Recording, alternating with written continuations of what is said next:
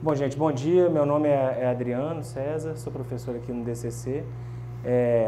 Dando sequência aí na palestra que o Cristiano Nardex está falando de finanças, né, dá vontade de continuar falando de finanças, né, como ele falou, a gente tem feito uma parceria aí em disciplinas de finanças computacionais, né, tem alguns aqui que já estudamos juntos, aí, trabalhamos juntos. O assunto de hoje foge um pouco do padrão aí, né, de finanças, data science, algumas áreas que eu tenho trabalhado, né, eu dei esse título Computação e Empreendedorismo Social. A ideia é trazer alguns aspectos de reflexões mesmo, de como que a tecnologia pode ser útil, né, em alguns contextos, né, em especial eu trouxe alguns cenários aqui vinculados mais à saúde pública, tá? Então, um pouquinho, né, do que eu tenho feito, né, eu tenho trabalhado com essas aplicações em ciências dos dados, né? Anteriormente a gente falava que era caracterização de dados, né? Trabalhar dados, gerar gráficos, análises, visualizações, né? Hoje esse termo ciência dos dados é o termo que está em voga, né? Data Science, né? E muitos falam como profissão do futuro, né? Porque envolve aprender várias habilidades, né? E com isso poder fazer um potencial de análise muito grande, né? Então, hoje a gente tem trabalhado em algumas áreas com isso aí, envolvendo também aplicações de mineração de dados, de machine learning, né, aprendizagem de máquina, essa parte de computação e mercado financeiro, né, e um pouco, né, do que desse tema de hoje aí, que é uma provocação, que é esse da TI, da tecnologia, né, não só computação, e ligado à questão do empreendedorismo social, né, que eu acho que é aquela questão assim, todo mundo, né, quando a gente é mais jovem, então, né, tem uns aí bem novinhos, né? Fala que eu quero mudar o mundo, né? Como fazer para mudar o mundo, né? Tem um pouco disso, essas provocações. Depois a gente às vezes decepciona com algumas coisas, né? Outras são bem sucedidas, mas a gente fica com essa questão, grande questão, né? Então isso passa um pouco por essa pergunta também que eu também já tive e sempre costumo refletir sobre esse aspecto, né? Então hoje a computação está em tudo, né? Hoje a computação ela é um meio, né, para qualquer área que a gente falar, né? Desde o direito, a gente está vendo grandes transformações na área legal aí, né, no direito, envolve técnicas de computação, né? Quando falo computação, estou falando de tecnologia em geral, né, gente? Sistema de informação, computação, ciência da informação, né? Não especificamente ciência da computação, né? Então, a ideia é trazer um pouquinho de relatos, né, principalmente em alguns casos de saúde e educação vinculados a isso aí, ok? O perfil aqui de vocês, né, é variado, né? Já vi pelas perguntas aí, né? Tem aluno de graduação, de pós-graduação, como que está a divisão? Assim? Quem é da graduação aí, só para uma noção, ok? Da pós-graduação, mestrado, doutorado, alguns. E tem profissionais também de mercado aí, né? Okay. Bom, esse termo empreendedorismo social é claro para vocês, assim? Hoje tem se falado cada vez mais nisso, né? Mas acho que é importante, pelo menos, trazer um pouco da conceituação aqui, né? Que tem sido dado o nome, né, a definição a esse conceito, né? Depois vou trazer algumas referências aqui também, né? Ligada a conjunto de ações empreendedoras, né, o próprio nome diz, né, que de alguma forma traz alguma melhoria para a sociedade, né? E aí tem um detalhe que é sutil, né, que é como ter isso, né, essas ações empreendedoras, e ao mesmo tempo você ter a sustentabilidade tão falada, né? Então ali coloquei, ao mesmo tempo, ser lucrativas e sociais, né? Porque às vezes pode parecer que são paradoxos, né? São contrapontos, né? Você ter aspecto social e ter lucro, né? Você tem grandes questionamentos sobre isso, mas na prática a gente vê que não. Hoje tem exemplos de empresas, né, lidando com resultado financeiro, mas ao mesmo tempo um retorno social, seja ambiental, seja de alguma forma ligado à educação, né? Tem vários tipos de exemplos relacionados a isso aí, né? Mas isso vem mudando, isso não era assim. Tanto que se a gente for ver o modelo de empresa no país, né, você fala muito o quê? De segundo setor, terceiro setor, né? E aí você tem as empresas limitadas, SA e os tipos, né, de CNAEs, né, aqueles códigos de identificação do serviço, né? E depois você tem o terceiro setor. E normalmente coisa social, todo mundo associava aqui ao terceiro setor, né? Ou é uma ONG, ou é uma associação civil, né? E isso vem mudando, né? Hoje se fala muito, quando se fala em empreendedorismo social, fala do setor 2,5, né? Ainda tem coisa para mudar na legislação, né, que possa favorecer isso, mas a ideia é empresa com fim social. Até tem um CNAE hoje de empresa que já aborda isso, como se fosse o setor 2,5. Bem novo isso ainda, né? E a gente vê o seguinte, né, principalmente em alguns países, o Brasil, na minha compreensão também, isso aplica muito, né? Essa necessidade de existir iniciativa social, né, que vai promover o empreendedorismo e esse retorno para a sociedade, ao invés de ficar o quê? Sempre esperando mais do Estado. Né? Porque a gente sabe que toda vez que envolve o governo tem uma série de detalhes, complicações, e não precisa entrar nessa questão aí, né, gente? Acho que quando se tem um engajamento social, seja para aspectos políticos, seja para criar um novo movimento, a gente vê que é fundamental essa participação. E muitas vezes, né, eu vejo isso por mim, né, não acontece, né? A gente fica esperando as coisas, né, e não se movimenta nesse sentido. Uma coisa bem legal que tem acontecido é que esse movimento de startups, que tem sido uma crescente no Brasil, né, tem essa geração nova e novos modelos de empresas, de tecnologias, tem pensado mais nesse sentido. Eu acho isso bem legal. A gente vê isso, transformações disso em mobilidade, né? Transporte, mobilidade, a questão de serviços financeiros, fintechs, né? Muito relacionados a esse conceito que o Cristiano Arbeck estava falando antes, né? E que a gente tem modelos, até o próprio Yunus aqui, que é né, precursor dessa área de empreendedorismo social, né? Tem muita relação com microcrédito, né? Então tem muita relação com a questão de fintech, e a gente vê que tem tido mudanças, que tem feito as empresas, que no Brasil tem uma concentração muito grande, né? Bancos, telecom, né? Se repensarem, né? Para lidar com isso. São questões, né, sutis, né? Há pouco tempo a gente estava conversando com alguns dirigentes de uma instituição, né? Eu posso falar o nome aqui, o Banco do Brasil, e eles estavam comentando, né, que eles estão estudando, né, tem algumas palestras relacionadas, por exemplo, a blockchain e outras tecnologias, né? Então eles estão estudando mudanças no serviço lá do banco, né? Mas que eles estão vendo que os concorrentes dele hoje não é ficar olhando para o outro banco ali privado, né? Eles têm que começar a olhar o quê? Para essas outras tecnologias. Senão eles param no tempo e algumas coisas eles vão sucumbir. Né? A gente vê isso em vários outros setores aí, né, com modelos de aplicativos e coisas que vêm surgindo.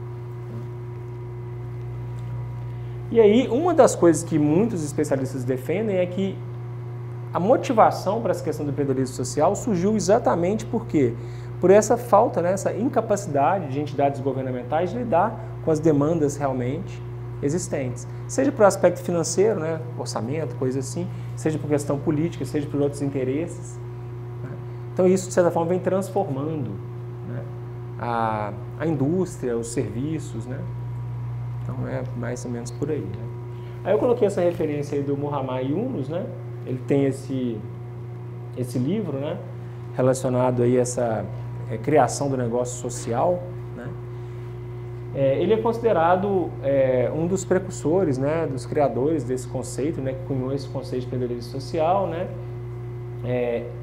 A ideia passa muito por esse reinvestimento dos lucros no próprio negócio. Não é rígido, você pode ter um total reinvestimento, pode ser parcial, pode ser... Há uma flexibilidade para isso, né? E aí como que você pode lidar com isso, né? No caso do livro dele, né, para criar próprios negócios, né, políticas públicas e coisas assim.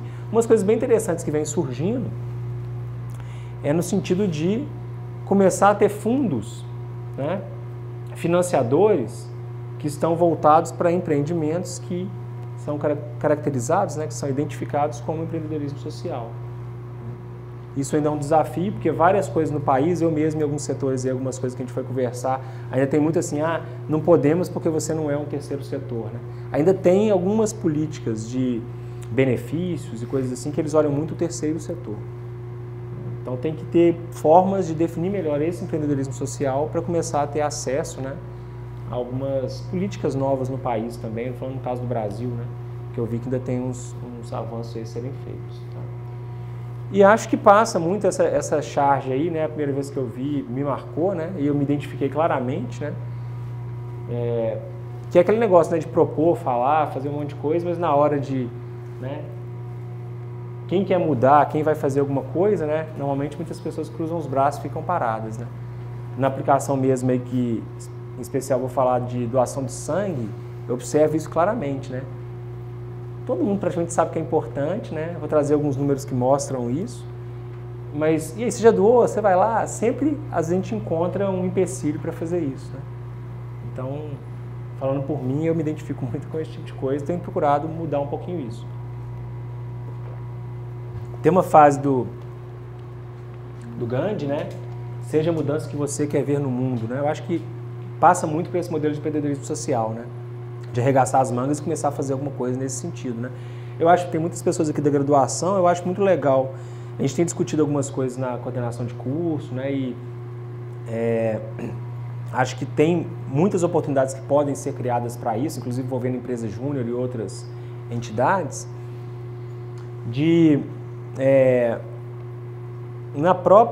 durante os cursos, né, e tudo, criar oportunidades, né, desenvolver projetos, né, vincular projetos da disciplina. Às vezes tem um projeto lá que eu vou dar lá, lógica e algoritmos, né, os alunos estão lá cansados de ver eu falar aquilo lá, não estão vendo muita aplicação. Se direcionar, não, cria um projeto então que você queira fazer, né, como se fosse um celeiro, né, uma primeira semente ali de algo que pode ser interessante, que você vislumbraria como um valor. Trabalhe ali com a primeira versão. Se você começar então a envolver, né, coisas que você está afim de fazer, que você gosta, que você vê um resultado em projetos vinculados aos conhecimentos do curso, né. Então dentro disso, né, tem várias disciplinas que têm projetos, né, eu vejo que é uma oportunidade de começar a trabalhar isso aí também, né. Uma ideia que a gente tem assim, que a gente tem procurado fazer alguns ensaios, né.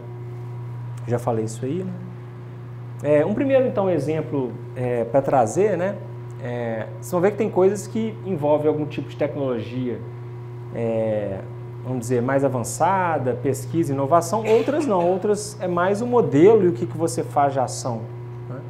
Então um exemplo é esse aqui relacionado à medula óssea, né? Todo mundo sabe o que é medula óssea, o que é o redome, registro de doadores de medula. Sim.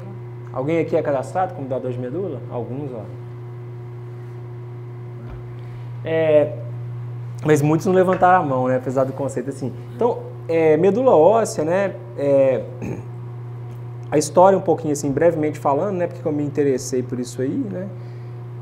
Lendo sobre alguns temas de saúde pública, né? E a gente vai conhecendo algumas realidades de pessoas aí, né? Um exemplo dessa menininha aí que é a Ana Clara, que para mim antes era uma anônima, né? E depois acabei envolvendo com a história dela.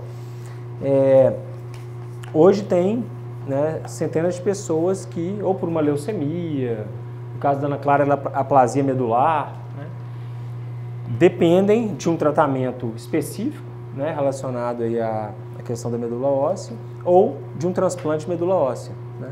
Apesar do nome, né, transplante de medula óssea, né, parece que vai tirar um pedaço, né, alguma coisa de um órgão, né, igual como se fosse um rim, alguma coisa, e transferir para outra pessoa, né. Mas tem muita falta de conhecimento por trás disso, né? Na realidade, a medula óssea é tutano, né? É líquido, né? Medular, né? E uma vez que a pessoa seja compatível com outra, né? O procedimento é muito perfeito, assim. Você tira lá uma quantidade da medula óssea do doador, né?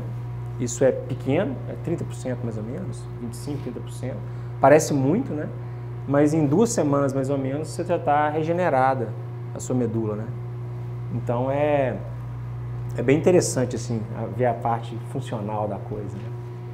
E o interessante é que alguns casos de leucemia, algumas coisas assim, a gente ouve falar mais, né? Mas na realidade a medula óssea, ela atende um leque muito grande de doenças, de patologias, né? Em torno de 80, 81 doenças você pode curar com um transplante de medula óssea. Tem tido muitos avanços nessa área. O Brasil, ele tem casos, nesse caso da medula, eu vejo como um case de sucesso, assim, muito bem sucedido, apesar de a gente ver algumas limitações, especialmente orçamentárias, né, e tudo, é um case muito bem sucedido. Hoje o Brasil, tem alguns números aí depois, mas ele já tem mais de 4.300.000 doadores de medula, né, e já é terceiro, quase segundo maior banco do mundo. Então, nesse ponto, é um ranking pra gente ter orgulho, né, eu vejo assim. E aí, como é que é essa história aí, né? Então, conhecendo essa menininha lá na Clara, estudando um pouco mais esse assunto da medula óssea, né? Eu fui procurar saber do assunto e vi que muito pouco era divulgado, né? Tanto que eu era completamente ignorante no assunto e muitas pessoas que eu conversava, como é que é medula óssea, como é que é isso? E aí, na época, sem muita pretensão, falei, deixa eu começar a divulgar para meus amigos sobre isso, né? Fui lá e cadastrei como doador de medula no caso da medula óssea no Brasil, né? Os hemocentros, né? Que são os bancos de sangue públicos, são os que têm acesso, né, estão conectados ao redome, que é essa rede de doadores de medula. Então, na época, eu fui lá, no Hemominas, né, O cadastro para doador de medula é super simples, né? O primeiro passo, você vai lá e coleta 5 ml de sangue e entra, um tempo depois você está nessa base de dados, né? Genética relacionada à medula. E aí, quando eu comecei a fazer isso, deixa eu divulgar. Depois fui criar uma página no Facebook, né? Fui pesquisar o que a Hemominas falava do assunto. Né?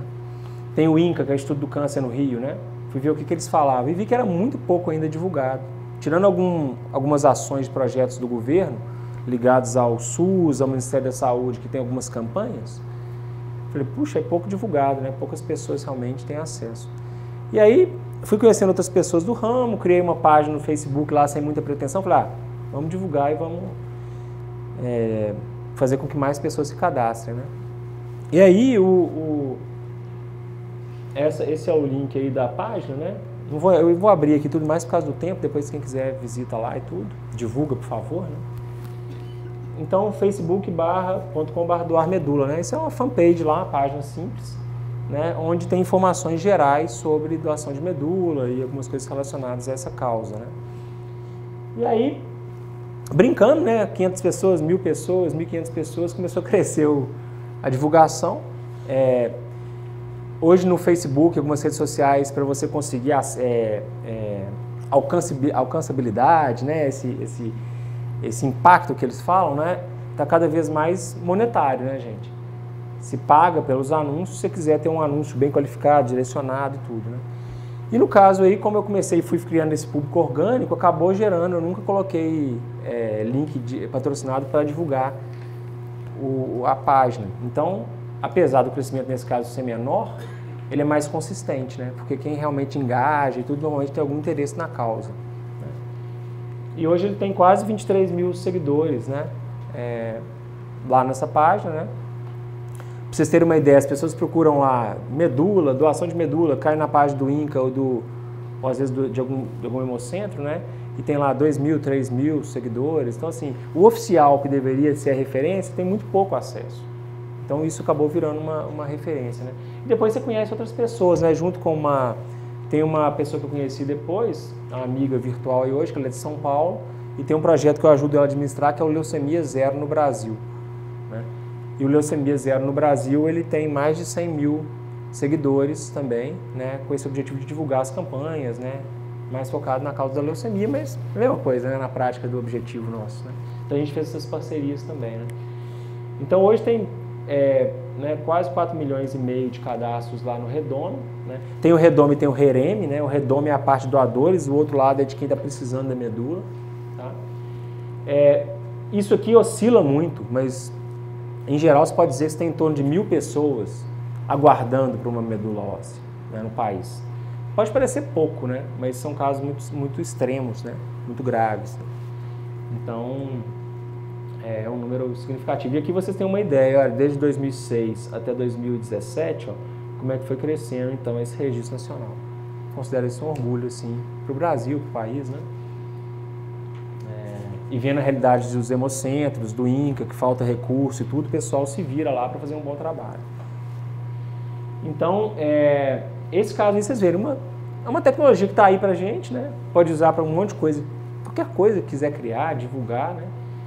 E para o caso da medula tem dado um efeito interessante de divulgação, de respostas, né? De esclarecimentos, né? Para o público, né?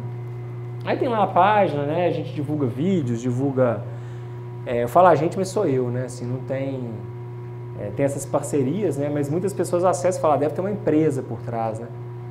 E aí é eu lá me virando, né? Porque às vezes chega muitas mensagens, sai uma reportagem de televisão, alguma coisa, as pessoas chegam lá e começam a mandar mensagem, né? Então até melhorei um pouco essa parte de resposta a algumas dúvidas principais, porque não dá tempo de eu entrar lá e responder 20 mensagens num dia, tem dia que tem mais, né? Então é um modelo que vocês veem muito simples, é mais de querer fazer alguma diferença para essa parte de medula. Né? Não tem nem muita tecnologia envolvida, não. Simplesmente uma rede social, né? E algumas ideias que eu tenho até de aperfeiçoar isso aí futuramente. Né? Aqui é o Leucemia Zero no Brasil, né? Que é esse link Leucemia Zero oficial, no Brasil oficial, né? Que é da Kátia Garcia, que é essa amiga lá de São Paulo. Em geral, a gente observa que as pessoas tiveram ou conheceram alguém que mexeu com você, ou pensaram alguma coisa, ou sei lá, que acabou ligando à causa, né? O caso da Kátia, ela perdeu uma irmã, né, com leucemia, e aí isso marcou ela, ela começou a fazer esse movimento voluntário. Falando disso, né, e até relacionado no caso da minha família, né, foi um pouco depois da medula, mas aí envolve mais essa parte de sangue, né, de hemocomponentes. Há 5 anos atrás, né, a minha irmã, essa da foto aqui, ela viveu um problema grave de saúde no parto, né, um caso específico lá de problema no parto, e aí ela e minha sobrinha ficaram gravemente, né, situação muito grave no hospital, CTI, lá mais de um mês de CTI e tudo. E na época, eu vi que além eu estava muito envolvido com esse negócio da medula, né, pensando nisso, e eu vi como que essa parte de hemocomponentes, né, sangue e outros derivados, é um mercado urgente, volátil, sazonal, né, desafiador. Né? E aí na hora que você precisa ali, né, normalmente a gente lembra nessas horas aí, igual eu estava lá 5 anos atrás, né, se é um familiar, um amigo, né, vivendo uma necessidade de precisar de muitos doadores de sangue, você fala, se vira, né, corre, manda. Hoje ainda tem, o WhatsApp hoje ajuda nisso, né, tem algumas as redes sociais, mas mesmo assim não tem muito recurso, né, para organizar esse setor aí de doação de hemocomponentes. E na época, então, eu fui atrás do banco de sangue, né, que atendia o hospital que ela estava, fiz algumas campanhas, né, e ela precisou de mais de 80 doadores, né, no final conseguimos mais de 200, congestionou o banco de sangue lá, mas porque muitos anônimos e pessoas foram repassando mesmo, né, o assunto. E o grande problema é esse, né, como captar doadores. Tem uma regra que a gente costuma dizer que hoje está melhorando, mas mesmo assim é alto, né? A gente falava que 90% das pessoas doam sangue, né, quando estão nessa situação que eu acabei de relatar, né, de uma gravidade e tudo. E os outros 10 são doadores frequentes. Entende a causa, vai lá de tempos em tempos, né, e tudo. Eu mesmo era um que era dos 90, né? Hoje eu tenho procurado há algum tempo, né, ser essa parte de que doa com uma periodicidade. Então, igual agora, me pediram ontem uma doação. Talvez alguém aqui tenha recebido também esse pedido aí em Belo Horizonte de um médico. E eu falei, estou divulgando, mas eu não posso doar porque eu doei, né, em dezembro.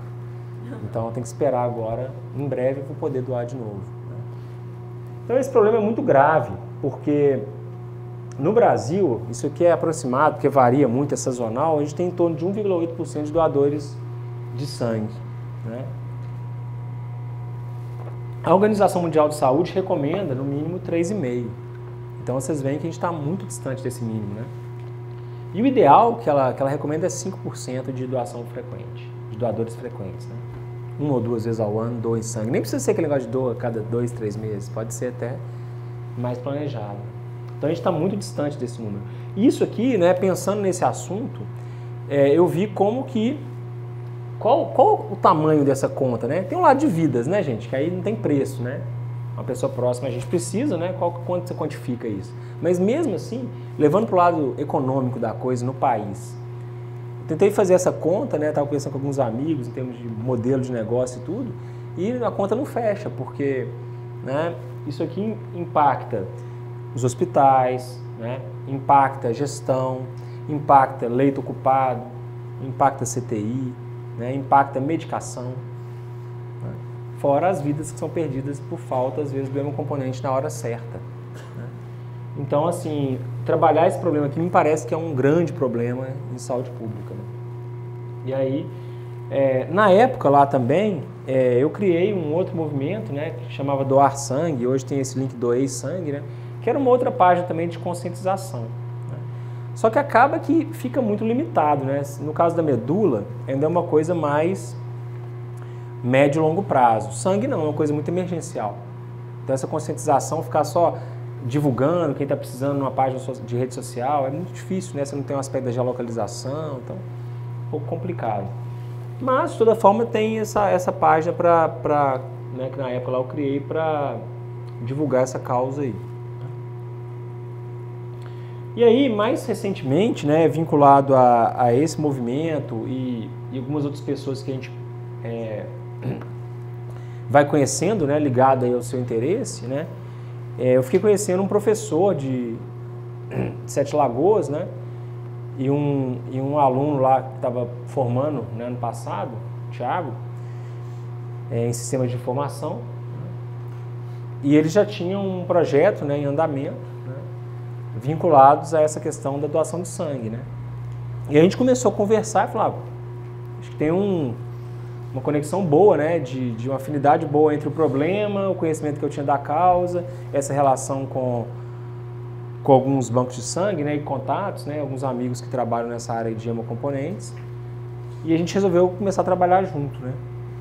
E aí, eles tinham um projeto, né, e eu entrei nesse projeto, né, que é o Partiu Doar Sangue. Né? Não sei se alguns aqui já ouviram falar. Né?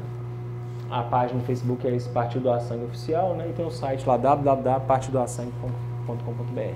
Qual que é a ideia, né? A ideia é exatamente criar, né, usar a tecnologia para criar uma plataforma e um dispositivo mobile, né, um aplicativo, para facilitar, né, para melhorar essa parte de captação e gestão de doação de sangue e hemocomponente. Então, o Partiu Doar Sangue nasceu assim, né, coloquei algumas notícias aqui só para mostrar, né, cirurgia que é cancelada, né, principalmente cirurgia e remanejamentos que são feitos, né, no setor público e privado.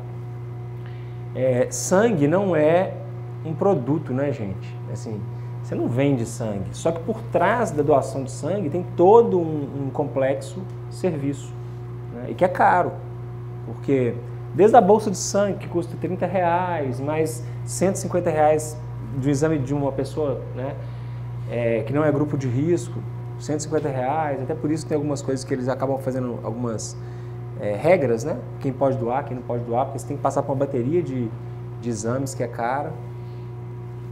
E aí, trabalhando nesse problema, né, então a gente começou a pensar, né, e a divulgar mais a plataforma, né? Então hoje a plataforma está disponível para Android e para iOS, né, gratuitamente, né? A gente tem pensado em formas desde o ano passado, em formas de tornar isso um empreendimento social, porque o lado social para mim está claro, mas o lado de como a gente fazer monetizar isso não é simples, por várias razões. Né? E está crescendo a nossa base, né? A gente está com um pouco mais de 3 mil usuários, né? No Brasil todo, né? Tem todos eu não posso falar que pode ter alguma mudança, mas tem quase todos os bancos de sangue que estão cadastrados, né? E a ideia é essa, né? Você, igual esse caso de ontem, né? Uma pessoa precisa de um doador, pode continuar divulgando se quiser, por WhatsApp e tudo, né? Mas a ideia é cadastrar na plataforma, né? Informar, ele está onde? Ele está no hospital do SUS, é o Hemominas que atende? Ele está no Vila da Serra, então é o Hemoservice, Felício Roxo, né? Onde que ele está? Então, no Brasil inteiro você tem essa geolocalização, você informa o caso, o que está lidando, né? E essa informação, então, ela fica divulgada para a rede de doadores, potenciais doadores que está cadastrada, né? Então, quem está lá apto a doar, eu estou em BH, eu estou apto a doar, eu recebo a mensagem, ó, fulano, né, está precisando por esse motivo de doador de sangue. Qualquer sangue, é o específico, né? Onde que é a doação. Então, essa que é a ideia, ser um meio de comunicação e gestão dessa questão aí, tá? Convido aí depois quem, né, puder baixar, usar, mandar sugestões, né, e tudo. Aqui eram alguns números que a gente tinha, né, estão um pouco desatualizados, mas a gente tem em torno de 3 mil usuários cadastrados, né, umas 200 solicitações de doações feitas, né, em torno de 600 doações realizadas e registradas no aplicativo, né, porque você pode também doar e não registrar que você doou, mas registrados no aplicativo tem em torno disso, né. Normalmente se faz uma conta, né, que cada bolsa de sangue, né, ela serve para até 4 doações, né? Então faz uma conta do hemocomponente, então fala assim, se você teve 600 doações, 2.400 pessoas podem ter sido, de certa forma, ajudadas, né? 27 estados, né, e 547 municípios. Né? Então, o objetivo nosso com isso aí é fazer isso, crescer, disseminar, né, e aquele número que é 1,8 passar a ser, no mínimo, 3,5, né? Para isso, a gente precisa de monetizar, gerar mais tecnologia, a gente está com umas ideias para fazer isso. Né? Ano passado, a gente mandou para um prêmio de inovação, né? O pessoal lá do Ceará faz, né? chama Prêmio Luiz Fernando de Computação, era a segunda edição, aí a gente ganhou o primeiro lugar com esse aplicativo, nesse prêmio, né? E aí o Thiago, que é esse aluno que formou ano passado em SI, ele está indo agora, no final do mês, ele vai ficar um mês lá na França, uma parceria com a universidade de lá, em função desse prêmio, né, que a gente ganhou, né? Então ele está todo animado lá para ir para a França, conhecer lá e poder pensar um pouco mais nesse aplicativo e tecnologias que podem ser feitas aí para melhorá-lo. Ficou clara a ideia aí, né? Bom, tem outros setores, né? Um outro que eu me envolvo é o setor de educação. Né? Uma das coisas que né, eu me envolvi é uma associação, né, do CORE. A ideia é produzir material pedagogicamente responsável, material que a gente fala assim, né, o presidente da associação costuma falar assim, é como se você desse um alimento sem gordura trans para o seu filho, né, assim, que muitas vezes você preocupa com coisas físicas, né, mas e o consumo de livros, materiais que as crianças têm, brinquedos, né, como que se afere isso, a qualidade, né? Então, a ideia dessa associação foi criada com esse objetivo, né, EduCore, né, e o que ela tem de tecnologia, assim, né? Além dessa proposta de ter uma preocupação com conteúdo, a ideia é que as coisas funcionem como um crowdfunding, né? Todo mundo sabe o que é um crowdfunding? Sim. Falei vaquinha coletiva, né? Vaquinha virtual, né? Financiamento coletivo, né? Esses termos aí que são usados, né? Mas a ideia hoje você vai produzir um material, um livro, né? Eu vivi essa experiência de um livro ali.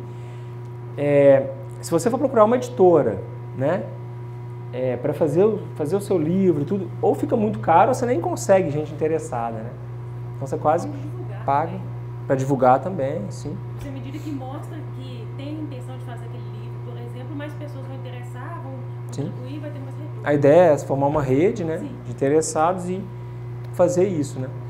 E assim, em virtude dessa dificuldade de conseguir editoras e tudo, e também favorecer esse modelo, né, que você produz quando já tem uma demanda mínima, né, tem esse modelo de crowdfunding aí que foi criado para a EduCore, né? Então, junto da EduCore, né, tem essa, deixa eu ver se eu pus o link aqui, infanciar.org.br, que é o crowdfunding de materiais pedagogicamente responsáveis, né? Isso aqui é um selinho, né, gente? Como se fosse um selo, tá vendo? A ideia, o sonho lá desses amigos lá é mais ou menos assim, igual hoje quando você vai comprar alguma coisa tem um selo do Inmetro, um ISO, uma coisa, né? A ideia é que você possa também ter selo e saber que tem um conselho editorial por trás preocupado em fornecer essa atenção, né? Alguns brinquedos mesmo já teve isso, né? Fundação Abrinq, né? Tem algumas coisas que eu já vi relacionadas a isso aí, até para doação mesmo, social, né? Essa ideia nasceu muito de um projeto, quem gosta aí de empreendedorismo e exemplos que às vezes inspiram, né? Não sei, alguém conhece essa marca, Tons? Não. Blake Mycoskie, um autor.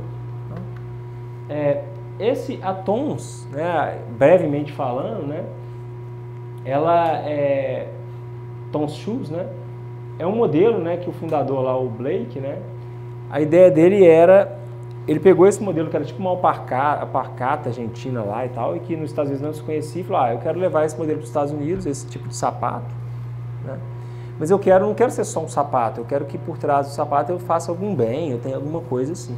Então na época ele criou esse modelo, né, que era o One for One, né, que a gente transformou como compre um, doe um, que a EduCore tem também, né. Então ele criou esse modelo One for One, que era cada par de sapato que ele vendia, né, ele doava um para alguém que não pudesse comprar o sapato dele. Esse era o modelo dele assim. Começou lá, parece que é fácil, você vê quem hoje visitar a empresa e fala, puxa, cresceu, né, não sei quantos milhões de sapatos estão vendidos.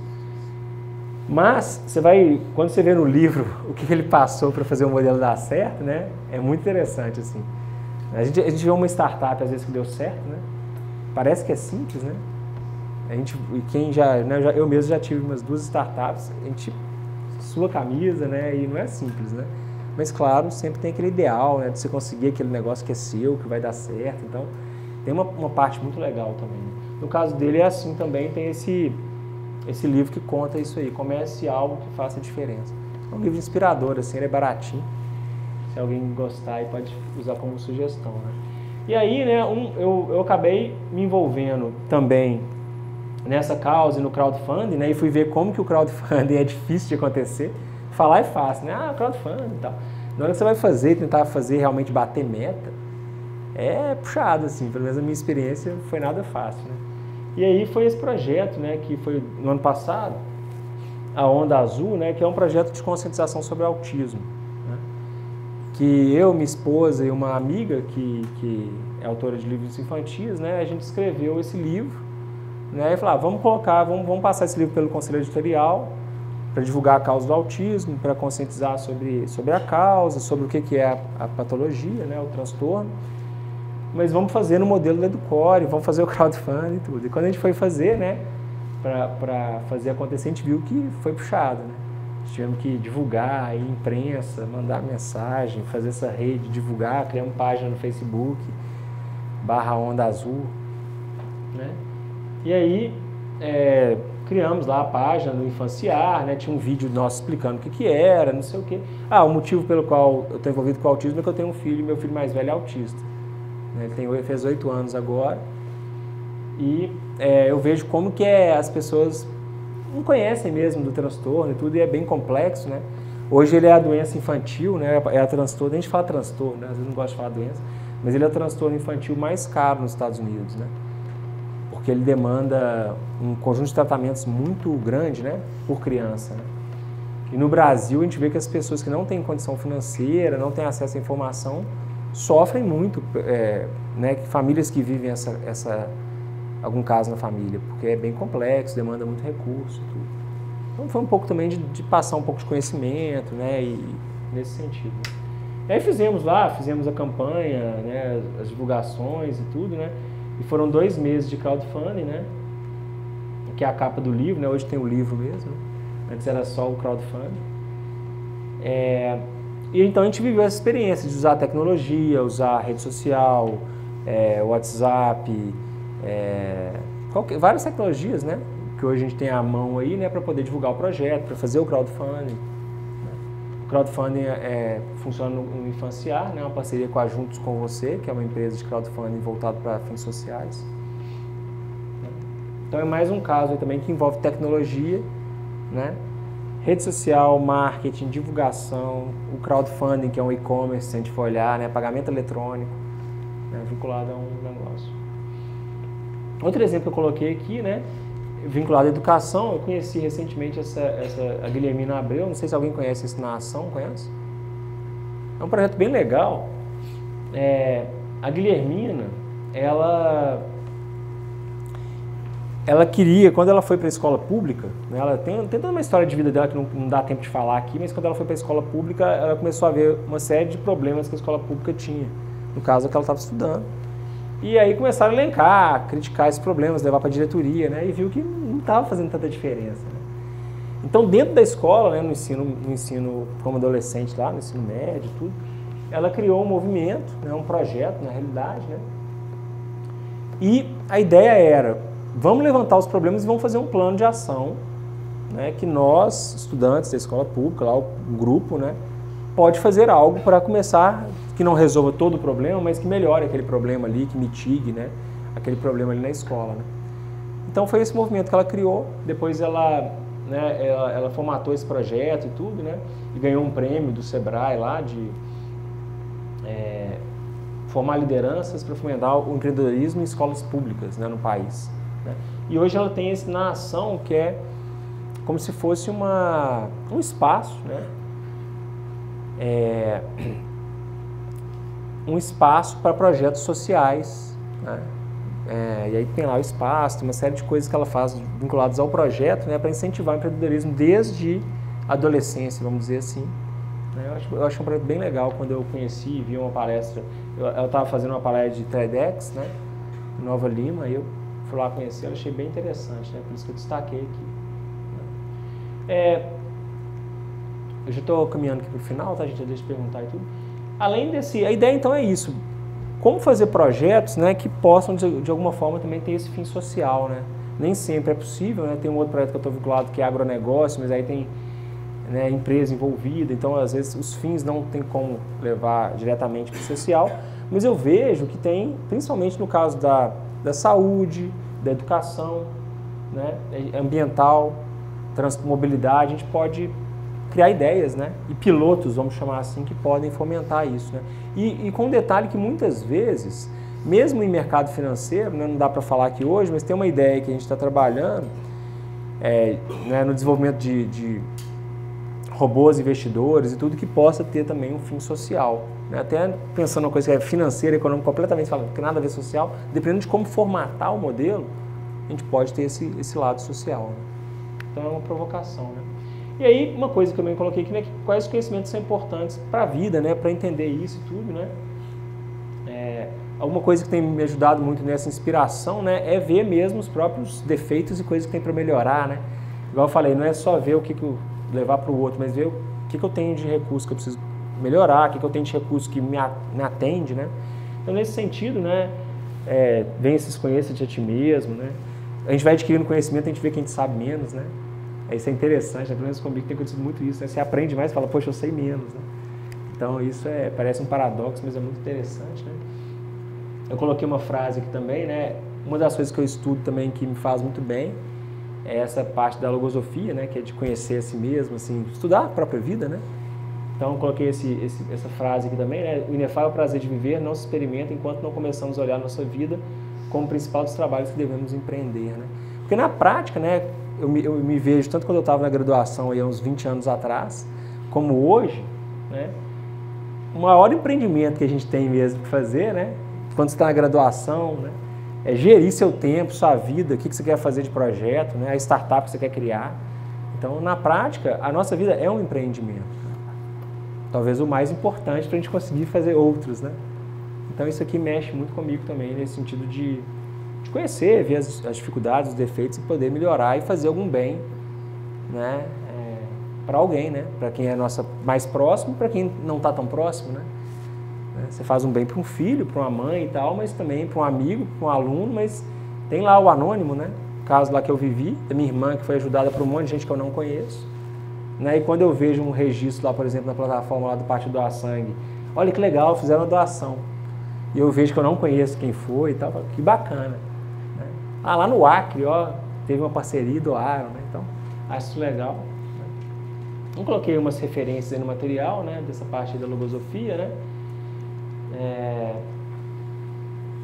E aí coloquei essa questão aí para finalizar, né? Que projeto tecnológico posso criar que envolva algum tipo de empreendimento social, empreendedorismo social? É uma pergunta aí que, assim, né? Na saúde, na educação, na segurança, no lazer, na economia, né? A gente vê, eu tenho visto constantemente que muitas vezes é exatamente onde a gente vê a demanda, que a gente espera do Estado, que a gente gostaria que tivesse, né? Que o político chega e promete, né? Ainda mais que eu acho que já me decepcionei com todos os partidos já. Não os partidos, mas as pessoas também. A gente vai conhecendo outras pessoas, né, e vendo que isso é muito mais complexo, né, ainda mais no nosso país. Mas a gente vê que tem pessoas muito boas por aí, fazendo coisas legais e que às vezes você não conhece. Né? Então, tem conhecido muitas pessoas trabalhando em áreas assim, e que nesse papel de sermos divulgadores, levarmos adiante, criar alguma coisa que possa fazer diferença, eu acho que é um caminho bem legal e acho que o Brasil, nesse modelo de startups, de inovação, essas coisas, abre um leque bem bacana, né, que é a geração depois da minha, né, de muitos aqui. Eu acho que vem com essa veta mais consciente, sabe, de pensar mais no próximo, de estar usando mais familiarizado com as tecnologias do que a geração anterior, né, mais aberta, né, a novas tecnologias, a ideias, a modelos diferentes, né. Então, acho que isso é uma provocação aí que faz sentido assim para mim. É isso. Agradeço aí a atenção, né? E tem mais aí uns 5 minutinhos. Se alguém quiser fazer alguma pergunta, algum comentário, alguma sugestão, estou à disposição. Obrigado.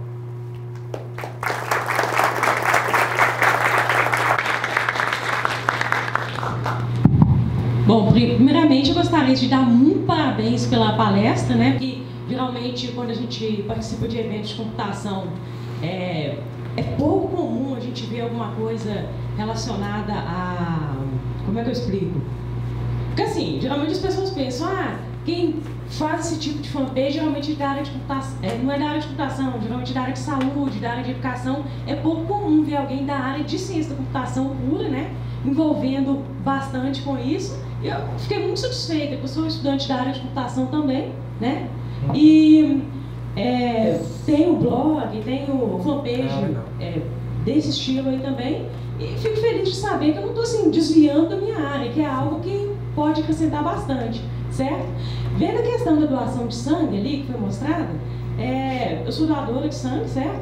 E fiquei pensando em algumas coisas, algumas sugestões, algumas dicas que podem ser dadas. Então, por exemplo, geralmente o foco de doação de sangue é muito dado, as pessoas precisam, um dia você pode precisar e tal. Mas pelo que eu acompanho nas fanpages, muita gente fala assim, eu não posso doar sangue porque eu sou magro demais e tenho menos de 50 quilos.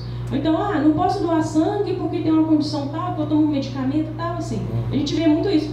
Uma ideia, uma sugestão que pode ser dada para as campanhas futuras de doação de sangue é envolver, inclusive, aquelas que não podem doar, para ser participativo. Então, por exemplo, suponhamos que a pessoa é muito magrinha, não pode doar sangue, mas ela sabe dirigir, né? Ela pode dirigir.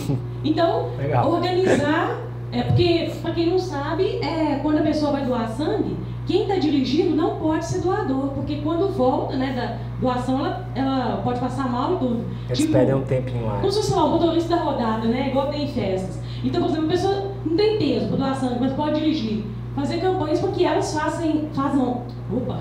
façam mutirões para pegar aquelas pessoas que podem doar sangue e ir a um hemocentro. Igual, por exemplo, aqui em Belo Horizonte tem vários hemocentros e tudo, mas em cidades menores, que às vezes não tem um hemocentro local, que tem que ir na cidade mais próxima, né? Ou então tem cidades aqui no interior de Minas que o hemocentro funciona, sei lá, um dia na semana, porque é filial de um outro. Então, essa questão de transporte muitas vezes ajuda, e poucas pessoas pensam nisso. Só pensam, eu gostaria de doar, eu sou doador, mas não tem como ir, né? Ou então, por exemplo, pessoas que têm condições que possam ajudar os doadores, né, para poder concretizar isso, né? Outra sugestão também que gostaria de dar, outro comentário também que eu gostaria de fazer é o seguinte, só mostrar a questão ali do autismo e tudo, né, a questão de, como é que eu posso dizer, de mobilizar as pessoas para conscientização do autismo, né, que a gente sabe que tem um monte de fatores ali que são envolvidos. Uma ideia é mostrar o tanto que aquilo pode interferir mesmo na vida das pessoas que não estão diretamente ligadas. Porque muita gente, às vezes por falta de conhecimento, pensa, autismo, pensa no estereótipo, aquela criança lá que tem dificuldade de socializar e tal. Mas à medida que pensa, não, ainda mais com a questão de inclusão, de pessoas hoje em dia participando dos estudos, do mercado de trabalho, pode ser aquele colega de trabalho que às vezes aparenta ser meio esquisitão ou não. É a pessoa que tem uma questão sensorial diferente, neurológica diferente, que percebe o mundo de maneira diferente, né? Pode ser aquela pessoa que está do seu lado, pode ser aquele parente que às vezes você nunca deu certo, ou porque ele tem dificuldade de mostrar os talentos dele. A gente vê reportagens de mulher descobre que o pai tinha autismo quando ele já tinha 70 anos, né? Casos do tipo, né? Então, à medida que mostra isso próximo à realidade das pessoas, inclusive que não tem ninguém na família, mas que pode ter alguém no trabalho, ou na faculdade, ou na convivência em geral, trazendo isso para o mundo mais próximo, pode fazer com que as pessoas se interessem mais. Então, essa estratégia talvez possa ser mais útil. Então, por exemplo, eu tenho uma página no Facebook que chama Driblando e Vencendo a Síndrome de Irlen, né, que trata de um problema de visão pouco conhecido. Basicamente, a pessoa que é muito sensível à luz, à claridade, a ponto de não conseguir enxergar bem. Pouca gente conhece. Aí, quando alguém ouve falar, às vezes pensa, é coisa de criança que tem problema na escola e que a mãe tem que levar em um especialista até achar. Mas à medida que a gente mostra, igual, por exemplo, na minha página, eu procuro abordar, não é só problema de criança, de mãe com criança com problema na escola. É aquela pessoa que não consegue tirar a carteira de motorista há muito tempo, quando vai ver tem um problema de visão e não sabe, né? É aquela pessoa que tentou o Enem várias vezes e não consegue. É aquele pai de família que tenta passar em concurso e não consegue, né? Aquela pessoa que vira e mexe tem dificuldade na escola, que repete de ano adolescente já no ensino médio, mas que ninguém acha o porquê, foi nos médicos, está tudo ok e tal. Mas não está tão ok assim. É uma coisa pouco conhecida, mas que a gente traz para a vida das pessoas. E pode ser você, ou pode ser um colega. Aí as pessoas pensam, nossa, talvez aquelas dificuldades que eu tinha lá atrás, quem sabe é isso, né? Eu fui trazendo essa abordagem, foi tendo mais seguidores, depois quem quiser eu posso passar o link e tudo, e mesmo não tendo monetização, né, no caso do alcance orgânico, mas usando de estratégias para engajar as pessoas e mostrar que elas fazem parte daquilo, às vezes, muitas vezes sem saber. Então, essa coisa de trazer isso para a realidade das pessoas, né, de forma mais concreta e mais visível para elas, pode fazer com que elas se interessem mais pela causa. Pode pensar que isso é coisa de nicho, não tem nada a ver com isso. Isso é uma sugestão muito legal que pode ser trabalhada também. Como é que é seu nome? Débora. Débora, muito legal os comentários. Sobre a questão do sangue, você viu, né? Quantas ideias, né? Eu até costumo falar assim que você não pode doar, né? Porque realmente tem pessoas que não podem, né? Uma percentual da população, por uma medicação, por alguma razão. Arruma 2, 3 que pode, né? Divulga. É isso aí, não tem que necessariamente ter aquele eu tenho que doar. Eu mesmo eu fui doar algumas vezes mais tempo, né? Eu sempre passava mal. Né? Meu pai passa mal para doar, a pressão cai, e aí uma época eu me proibia de doar. Aí fui teimoso recentemente, mudei um pouco a estratégia lá, consegui doar até de forma tranquila, né? Mudei um pouco, alimentei melhor, umas coisas assim. Mas mesmo que não puder, faz alguma coisa que possa ajudar, né? Acho que a ideia é essa aí. No caso do autismo, só um comentário, o que você falou é muito pertinente, né? Porque o autismo ele é um espectro muito largo, né? Muito grande. Então, se tem pessoas, até grandes gênios, né? Que hoje tem uma síndrome de Asperger, né? Que normalmente são autismo... Antes falava que era autismo de alto funcionamento, né? Hoje eles já tratam com um CID diferente lá, um código de classificação. Mas pessoas, às vezes, são grandes gênios, mas têm dificuldades, às vezes, para manifestar, expressar, ou para o social, né? A parte social. E, às vezes, a pessoa tem isso e não sabe que tem. Né? E você sabendo como interagir, né? E tudo, né? Eu mesmo, depois que eu fui estudar o assunto, eu tive casos de colegas aqui da computação e que pensavam, falar, é nerd demais, nem conversa, né? Aí foi olhar, não, ele tem um problema lá que, sabendo o que é, né? Tem um caso até que hoje ele sabe, e ele mudou completamente a forma dele interagir, ele sofreu com aquilo, né? Tem gente que, né, a parte sensorial afeta, então... É por aí, eu acho que legal o caso da síndrome de Irlen, né, que você falou também. Acho que depois eu quero saber mais. Pode trocar ideia, né, por e-mail, né, ou marcar um dia. Então é isso, eu acho que muito pertinente aí os comentários. Algum outro comentário? Que aí a gente vai encerrar e vocês têm que voltar aí para a sequência, né, às 13 horas. Um comentário? Vamos agradecer então ao professor Adriano. Eu agradeço. Agradeço aí a oportunidade, gente. Meu e-mail, né, adriano.cdecasa@dcc ou Gmail. Se alguém tiver sugestões, pode mandar. Divulguem aí o aplicativo, né? Quem não puder doar, divulga para alguém que pode doar, né? E é muito legal isso. Alguns casos, a gente vai vendo que a vida, né, acontece umas coisas muito interessantes, né? A Casa da Medula mesmo. Tinha um amigo que nunca cadastrava. Aí passou um ano lá que eu tinha campanha e tal de doação de medula. Ele falou, você não sabe onde que eu fui hoje? Eu falei, onde você foi? Eu fui lá no Hemominas cadastrar como doador de medula. Eu falei, é mesmo? Logo você que acha que não precisa? Não sei. Aí ele falou, mas meu irmão tá com leucemia. Então, depois até o irmão dele foi curado e tudo mais assim. Então, às vezes a vida, a gente espera certas situações para tomar uma medida, né? Tudo bem, no caso dele ainda foi feliz, né? Mas eu acho que é a gente pensar isso, né? Às vezes, quando a gente menos espera, a gente precisa de algo, né? O caso de doação de sangue. A gente precisa de algo, né? E tendo soluções assim, né? A gente vai ser beneficiado, né? A gente ajuda, mas a gente também recebe, né? Então é isso. Muito obrigado aí pela oportunidade, aos organizadores e toda a plateia. Obrigado.